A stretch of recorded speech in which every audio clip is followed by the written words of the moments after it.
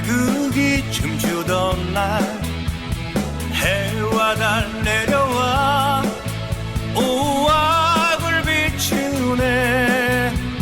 삼조국 높이 날아 해품에 깃들고 두꺼비 높이 뛰어 달 속에 한겼네.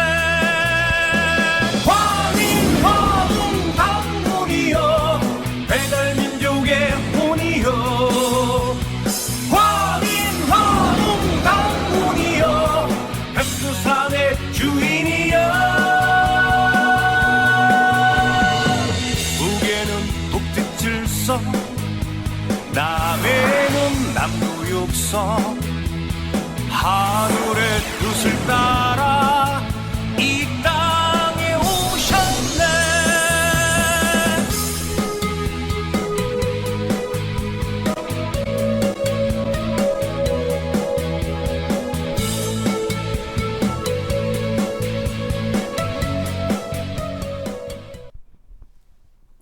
안녕하십니까. 익산 신동도장 송정환 수호사입니다. 자, 오늘부터는 세운공사의 애기판, 총각판과 상씨름판 공사의 내용을 자세히 알아보도록 하겠습니다. 태상 종사님께서는 천지공사는 이 지구촌이 활무대이고 80억 인류는 배우라고 하셨습니다. 천지공사는 3부작으로 되어 있는 100년 역사 드라마입니다. 먼저 제1막인 일변 애기판 씨름에 대해 살펴보겠습니다. 애기판은 세운공사 첫 번째 씨름으로 러일 전쟁으로 시작되어 1차 세계대전으로 마무리됩니다. 자세한 내용을 알아보기 전에 그 당시 시대적 배경에 대해 알아보겠습니다. 애기판이 진행되는 20세기 초 국제정세는 서양 제국주의의 세력들이 아프리카 대륙에서부터 인도, 동남아, 그리고 중국에 이르기까지 식민지를 만들면서 영토를 경쟁적으로 확장하면서 마침내 동북아 극동에 위치한 조선까지 집요하게 침략의 손길을 뻗치던 때였습니다.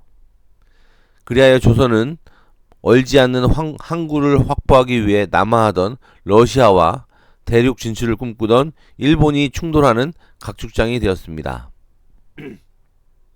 주제 성구를 읽어보겠습니다. 자, 이제 동양의 형세가 누란과 같이 위급함으로 내가 붙들지 않으면 영원히 서양으로 넘어가게 되리라. 인류 문명의 뿌리인 동양 문화가 서양에 의해 짓밟히고 말살될 것을 염려하시는 말씀입니다. 그리고 하나님 문화의 본 고향이며 가을 개벽기에 인류를 구원할 사명을 지닌 한민족이 서양 제국주의에 의해 역사 원형을 잃어버릴 것을 걱정하셨습니다. 네, 다음 성구 말씀입니다. 이제 서양 사람의 세력을 물리치지 않으면 동양은 영원히 서양에 짓밟히게 되리라. 그러므로 서양 세력을 물리치고 동양을 붙잡음이 옳으니 이제 일본 사람을 천지의 큰 일꾼으로 내세우리라. 내가 일러 전쟁을 붙여 일본을 도와 러시아를 물리치려 하노라.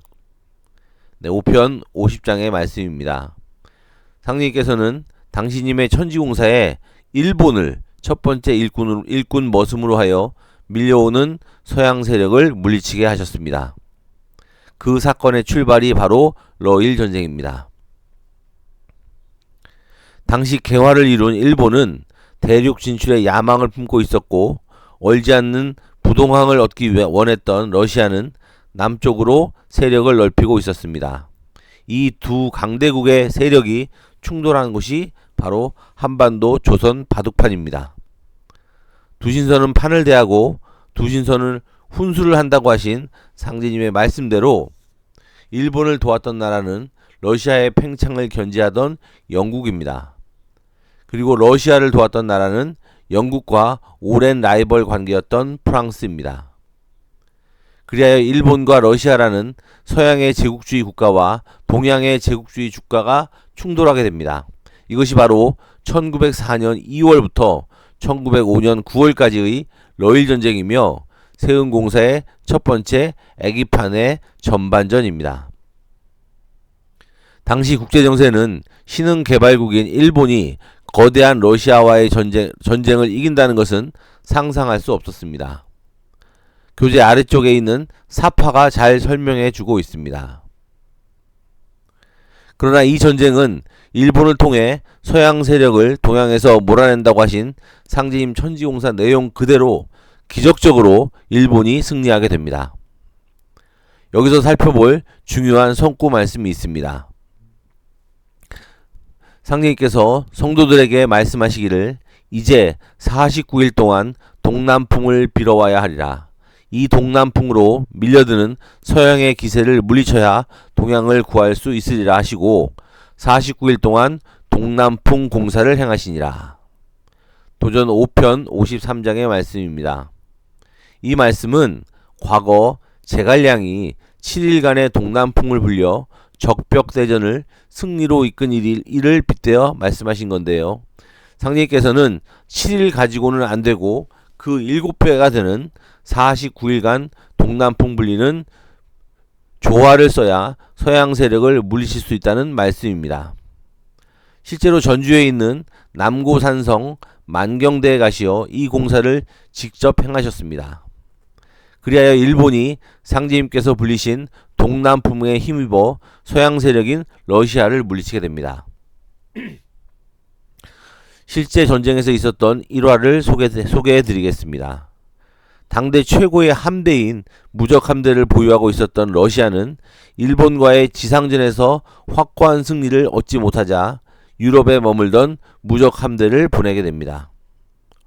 유럽에 머물던 러시아 함대는 동북아 끝에 있는 한반도까지 오기 위해서 아프리카 대륙을 돌아 먼 항해를 하게 됩니다. 이것은 일본과 동맹이었던 영국이 수에즈 운하를 열어주지 않았기 때문입니다. 그렇게 먼 길을 돌아온 러시아 함대는 전열을 정비하여 전투에 임하기 위해 블라디보스톡 항으로 들어가게 됩니다. 이때 러시아 함대가 갈 수 있는 항로가 3개 있었다고 합니다. 이때 일본 해군은 러시아 함대가 전열을 정비하면 해전에서 승리하기 어렵기 때문에 블라디보스톡으로 들어가는 러시아 함대를 공격하기로 합니다. 그런데 3가지 항로 중 어느 항로로 갈지를 몰랐습니다. 여기에 신비한 일화가 있습니다. 1905년 5월 24일 당시 일본 해군의 참모였던 아키야마 중장은 꿈에 대한해협으로 들어오는 러시아의 함대의 모습을 2번이나 보았다고 합니다. 그리하여 일본 해군은 대한해협을 지키고 있었고 실제 해전이 있었던 5월 27일 러시아 함대는 대한해협을 통해 블라디보스톡으로 향하고 있었습니다. 이렇게 해서 일본 함대는 러시아 함대를 대한해협에서 마주하게 되었고 또 이때 상제님께서 공사 보신 동남풍이 불어 일본 해군은 유리한 전세를 얻을 수 있었고 결국 세계 최강이었던 러시아 함대를 격퇴시킬 수 있었습니다. 일본은 지금도 당시 천우신조로 불었던 동남풍을 신이 보내준 바람이라 하여 신풍이라고 불렀고 그것이 일본 말로는 가미가제입니다. 이렇게 오선유기 도수로 시작된 애기씨름 전쟁은 천지공사 내용 그대로 서양 제국주의를 동양에서 물리치는 효과를 내며 일본의 승리로 끝나게 됩니다. 자, 그러면 다음은 애기판 씨름의 후반전인 1차 세계대전을 살펴보겠습니다. 상제님께서는 도전 5편 166장에서 이렇게 말씀하셨습니다. 이제 동양에서 서양 세력을 몰아내고 누란의 위기에 처한 약소국을 건지려면 서양 열강 사이에 싸움을 일으켜야 하리라. 관운장이 조선에 와서 극진한 공대를 받았으니 그 보답으로 당연히 공사의 진력 협조함이 오르리라. 당시 서양 제국주의를 대표하는 나라들은 영국, 프랑스, 스페인, 네덜란드, 포르투갈 등이 있었습니다. 러시아를 물리치는 것으로 동양을 완전히 지킬 수 없었기 때문에 상제님께서는 서양 제국주의 나라들 사이에 싸움을 붙여야 동양을 넘볼 수 없다고 하신 것입니다. 이 싸움을 일으키는데 관우 신명에게 역할을 맡기시는 공사를 보신 겁니다. 또 조선 신명을 서양으로 보내어 천지의 전쟁을 붙이는 일꾼으로 쓰려 하노라 하신 말씀이 5편 23장에 있습니다.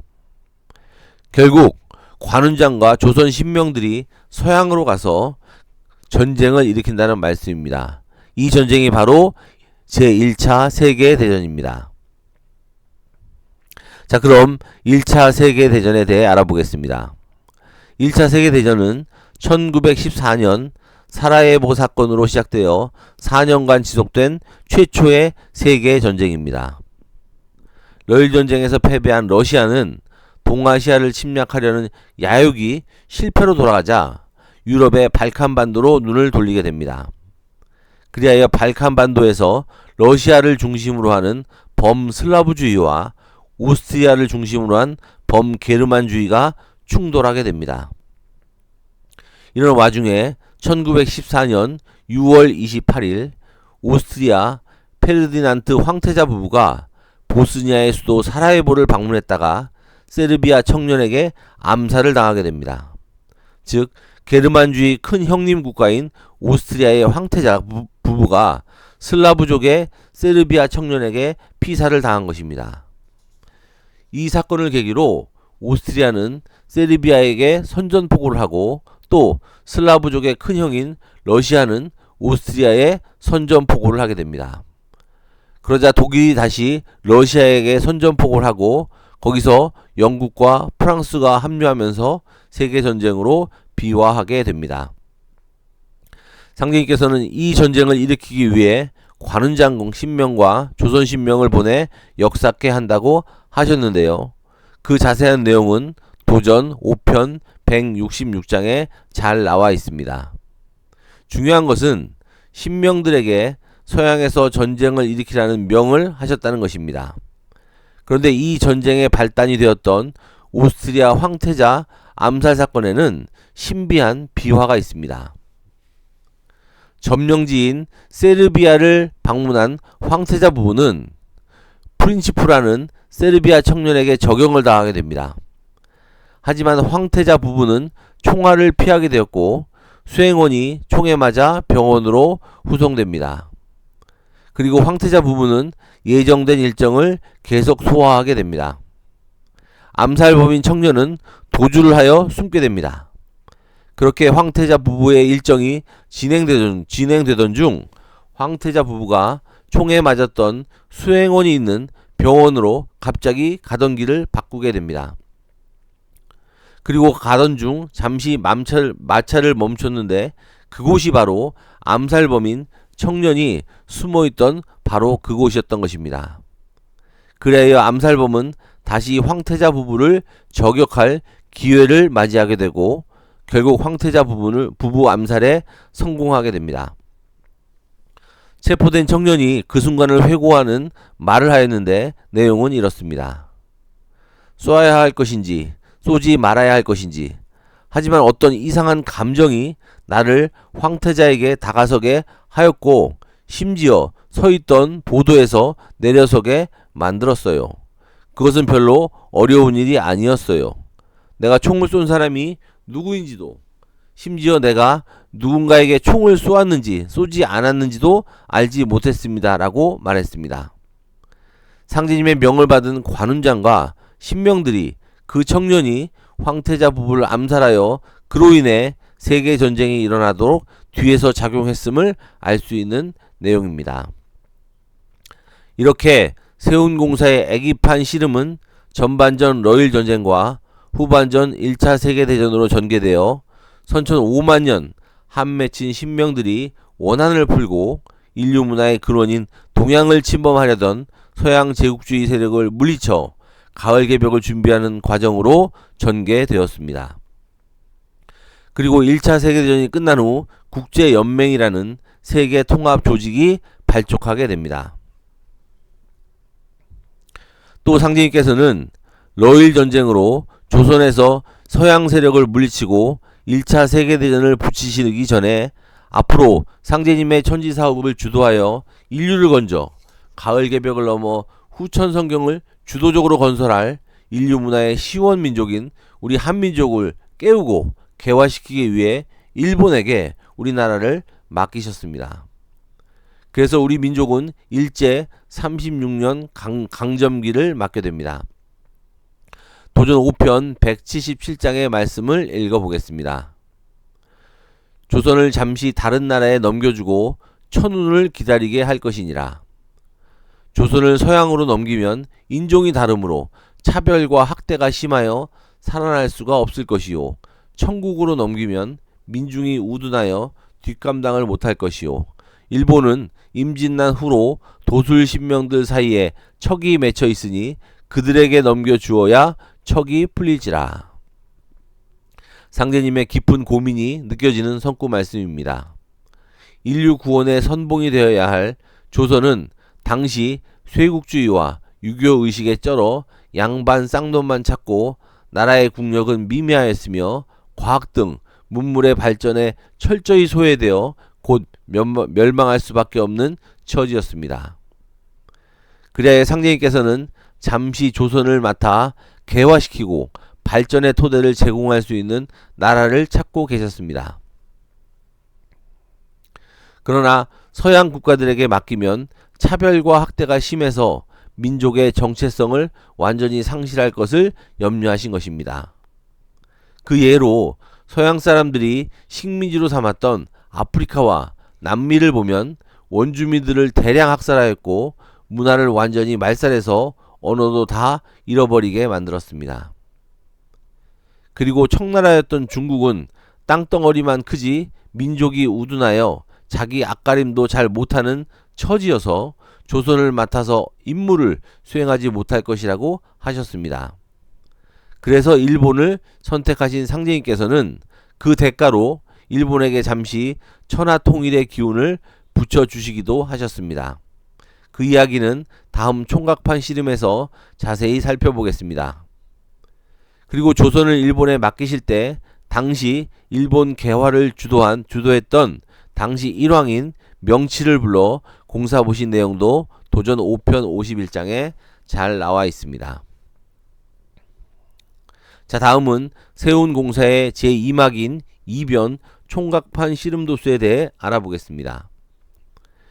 총각판 씨름도 애기판과 마찬가지로 5선위기 도수로 전개되었습니다. 즉, 두 신선은 판을 대하고 두 신선은 훈수하고 한 신선은 주인으로 전쟁에 개입하지 못하고 손님 받는 역할만 하게 됩니다. 교재 29페이지입니다. 총각판에서 대결을 펼친 두 나라는 일본과 중국입니다. 관련 성구 말씀을 읽어보겠습니다. 도전 5편 405장의 말씀입니다. 장차 일청전쟁이 두 번 일어나리니 첫 번째는 청국이 패하고 말 것이요 두 번째 일어나는 싸움이 10년을 가리니 그 끝에 일본은 패하여 쫓겨 들어가고 호병이 침노하노라. 이 말씀은 총각판 전체 과정을 말씀하신 것으로 실제로 일본과 당시 청나라였던 중국이 두 번의 전쟁을 하게 됩니다. 이것이 1931년에 벌어진 만주사변과 1936년에 시작한 중일전쟁입니다. 그리고 이 중일전쟁이 10년을 가게 됩니다. 그리고 당시 훈수를 하는 나라는 독일과 소련이었습니다. 1940년 일본과 독일은 베를린에서 조약을 맺고 동맹이 되었고 당시 공산화된 소련은 중국을 공산 세력으로 끌어들이기 위해 중국을 돕게 되었습니다. 상제님께서는 총각판 씨름의 전반전인 중일전쟁과 후반전인 2차 세계대전에서 일본이 조선을 맡아 개화시키는 대가로 승승장구하여 천하통일의 직전까지 가도록 하셨습니다. 하지만 문화를 전해준 두 스승나라를 침범하면서 배사유를 통해 참혹하게 망하는 공사를 보셨습니다. 도전 5편 177장을 보겠습니다. 내가 이제 일본을 도와 잠시 천하통일의 기운과 1월 대명의 기운을 붙여주어 천하의 역사를 하게 하리라. 그러나 그들에게 한 가지 못 줄 것이 있으니 곧 어질인자라. 만일 어질인자까지 붙여주면 천하가 다 저희들의 소유가 되지 않겠느냐. 이 말씀 그대로 일본은 엄청난 기세로 동아시아를 대부분 집어삼키면서 대동아 공영권의 야욕을 실현해 나가고 있었습니다. 29페이지 아래쪽에 있는 지도가 그 상황을 잘 보여주고 있습니다. 하지만 수많은 나라를 정복한 일본은 악행을 많이 저질렀습니다. 중국 난징에서 벌인 대학살이라든지 여성들을 전쟁 위안부로 삼아 인생을 파괴하는 등 상제님 말씀대로 수많은 악행을 저질러 결국 패망의 과정으로 들어가게 됩니다. 다음은 총각판이 마무리되는 과정을 살펴보겠습니다. 교재 30페이지의 주제 성구 말씀을 읽어보겠습니다. 5편 118장의 말씀입니다. 조선은 원래 일본을 지도하던 선생국이었나니 배은 망덕은 신도에서 허락치 않으므로 저희들에게 일시의 영유는 될지언정 영원히 영유하지는 못하리라. 일본은 조선을 식민지로 만들고 많은 악행을 저질렀고 과거 문화를 전해주었던 선생국의 역사를 왜곡하고 민족의 혼을 완전히 파괴하여 영원히 지배하려 했기 때문에 은혜를 저버리는 죄악을 범함으로 신도세계에서 벌을 내려 결국은 패망당하고 조선이 독립을 하게 된다는 말씀입니다.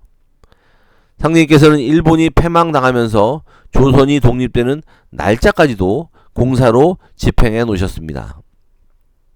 일단 일본의 패망 공사부터 살펴보겠습니다. 도전 5편 119장에는 일본이 패망하는 과정이 기록되어 있습니다. 서양 사람에게 재주를 배워 다시 그들에게 대항하는 것은 배은 망덕줄에 걸리나니 이제 판밖에서 남에게 의뢰함이 없이 남모르는 법으로 이를 꾸미리라. 일본 사람이 미국과 싸우는 것은 배사유를 범하는 것이므로 장광 80리가 불바다가 되어 참혹히 망하리라. 2차 세계대전 당시 일본은 우길승천하는 기세를 몰아 동아시아 일대를 모두 점령하고 자신들에게 서양 과학 문명을 전해준 미국을 침략하게 됩니다. 그것이 바로 1941년에 있은 진주만 폭격입니다. 이로 인해 태평양 전쟁이 벌어지게 됩니다. 상님께서는 일본이 미국을 침략하는 것은 신도에서 용서하지 않는 배사율, 즉 스승을 배반하는 죄를 짓는 행위라고 하셨습니다. 그래야 일본은 미국에 의해 원자폭탄 2발을 맞고 참혹히 망하게 되었습니다. 일본은 결국 문명을 열어주었던 첫 번째 스승의 나라인 조선을 침략하고 조선을 침략하여 영원히 지배하려 하였고 현대 과학 문명을 전해주어 힘있는 나라가 되게 해준 미국을 침략하는 두 번의 배사유를 통해 망하게 된 것입니다. 원자폭탄이 투하되는 상제님의 공사 내용은 참으로 신비롭고 물샐 틈 없이 공사를 보셨다는 말씀을 느끼게 합니다. 상제님께서는 장광 80리가 불바다가 된다고 하셨는데 이 말씀은 원자폭탄이 떨어지는 두 개의 도시를 말씀하신 것입니다. 장광은 길고 넓다는 뜻인데 아마도 처음에는 넓은 지역이 불바다가 된다는 말씀 정도로 인식되었을 것입니다. 그런데 실제 나가사키와 히로시마에 원자폭탄이 떨어지는 것을 보고 큰 충격을 받았습니다.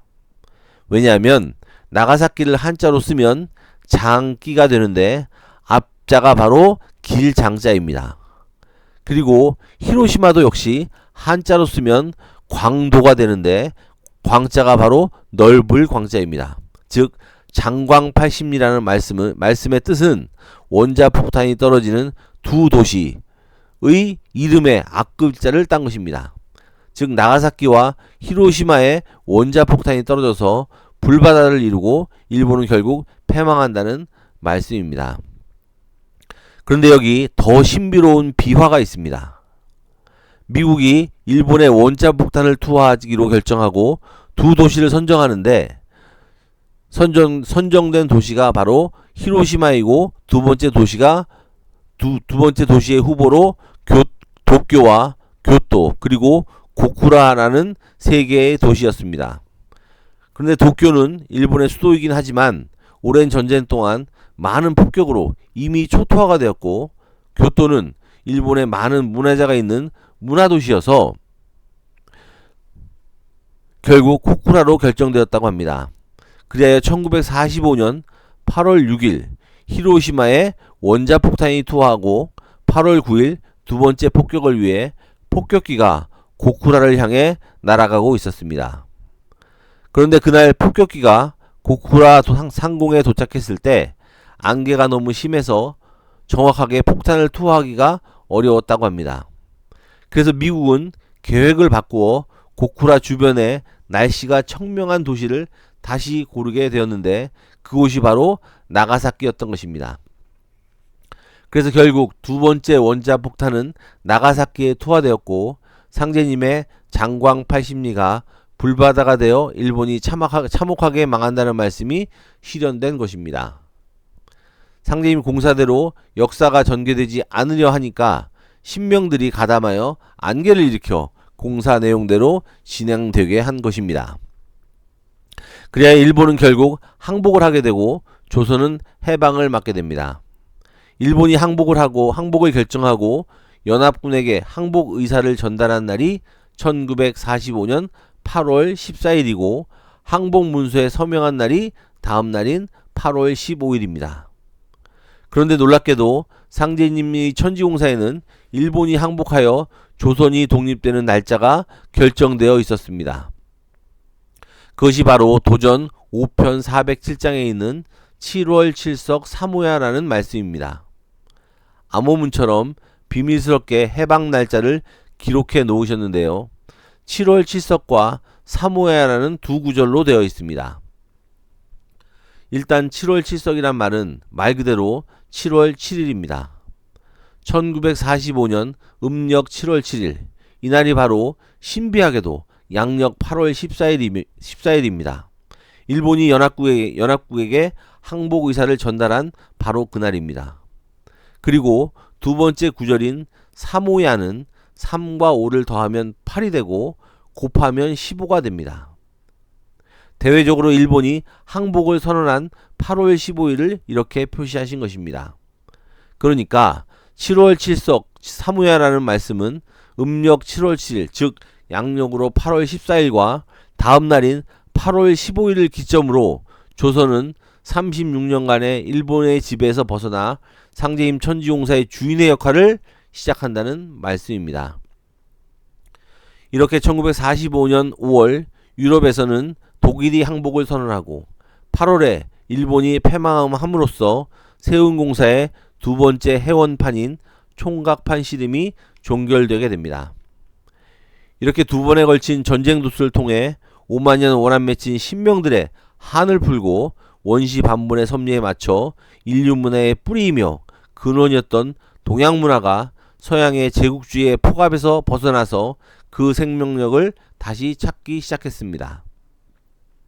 또 총각판 전쟁이 끝나고 세계는 다시 국제기구의 필요성을 다시 한번 깨달아 국제연합, 즉 유엔을 창립하게 됩니다.